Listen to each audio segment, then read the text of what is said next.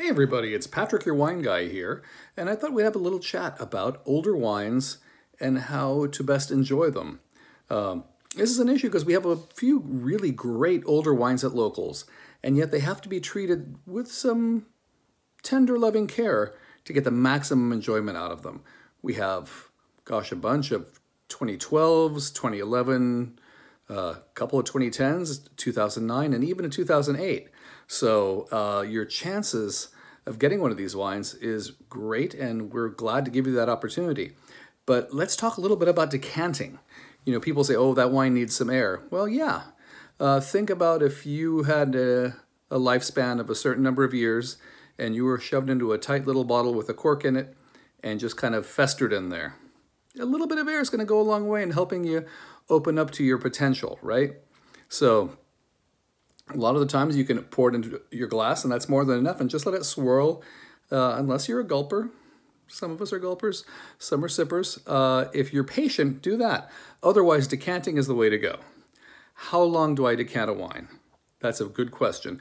It really does depend on the structure of the wine and what you hope to achieve by decanting. Of course, you can always decant to remove sediment from the bottom. That means you're going to take your wine, you're going to set it upright, preferably for a day, if not a little bit longer. Lets all the particulate matter fall to the bottom, and then you can just pour off the top and leave a little bit at the bottom so that your sediment floats in the bottom of the bottle and doesn't come out with your wine.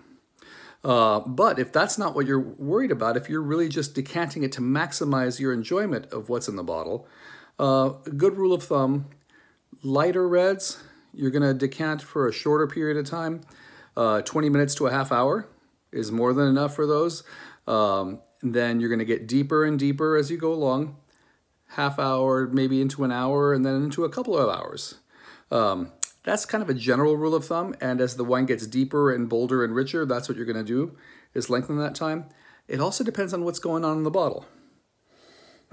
Do you sniff a wine when you open it? It's like, ooh, and it's got a little bit of like burnt matches on it. It might be a little, a little strong smelling. Ones that it's not pleasing entirely to your nose. Like, oh, no, that's gone to vinegar. No, I don't want that. That's actually not true. Those are aromas that build up inside the top of the bottle, primarily in the headspace. But it's ones that can go away very quickly and leave you with a fantastic wine. So, short period of time. The first thing that goes off is what we call the reductive aromas. Those are ones that literally are reduced. It smells like you are cooking your wine in a pan, concentrating the aromas. It might get a little sweaty. It might get a little like baked fruit, and not necessarily in a good way, just overripe. You might also get some aromas that are more a little bit leaning towards the onion family, right? Those are reductive aromas. Sometimes you might even get garlic and really, really strong mercaptans, which are that family of aromas. Okay, so those go away very quickly, believe it or not. You pour those in your decanter, 15, 20, 30 minutes, those are gone. And you can really enjoy the wine. Then take it out a little bit longer. What's the next level? Volatile acidity. What's that? Well, sounds just like it is. Acidity, it's acid. And it might be like really, really strong vinegar is what you're smelling, even though that's not what your wine has turned to. Those are the aromas that are lying on top.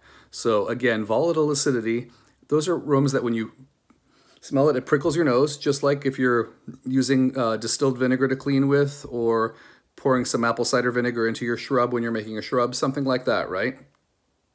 Not what you're looking for in your wine. Decanting it, half hour, 45 minutes, and all of that volatile acidity dissipates. So that burning in your nostrils will go away. That's not necessarily what the wine is going to taste like. And then, of course, you're going for the long haul. What are you doing for the long haul for that 45 minutes to 2 hours? Then you're softening tannins. And some of the wines that you're going to get are tannic monsters. They're big, they're massive, they dry out your mouth. And that's a wonderful thing, especially, as we've talked about many times before, if you have that with fat, right? Fantastic. However, if you want to make it a little more approachable, pour it into a decanter of any kind. You know, you don't have to go out and buy a duck decanter with silver fittings. You don't have to buy the fancy Riedel ones. Those are wonderful if you like them. Any decanter will do. Some great ones from some value places will do just fine.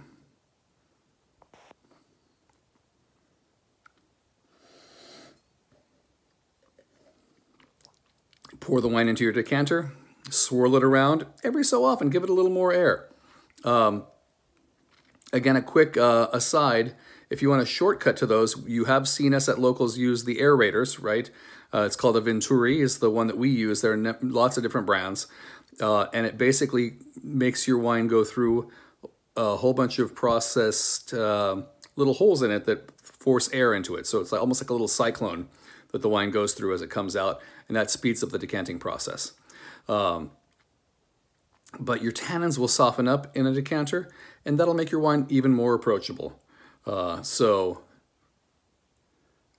strong sulfuric aromas, right? Your burnt matchstick, onions, etc. Then your volatile acidity, then your tannins. And what you're going to get is a beautiful wine. Now, if a wine is fragile, if it's very old, you want to make sure you taste it every so often, that you're not starting to lose its charm, because that can go very quickly in a very old wine. But a young wine, by all means, there are lots of tales of people really giving lots of oxygen to a wine. And if you feel like you need to, you can go back and forth between decanters, decanter to bottle, back and forth. But you really, your best bet is to take your time, enjoy your wine, find the right food, and find the right people to share it with. Guess what?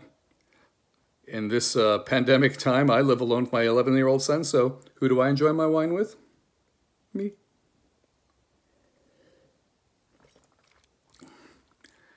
Patrick from Locals, happy Tasting Tuesday. We'll see you soon. Cheers.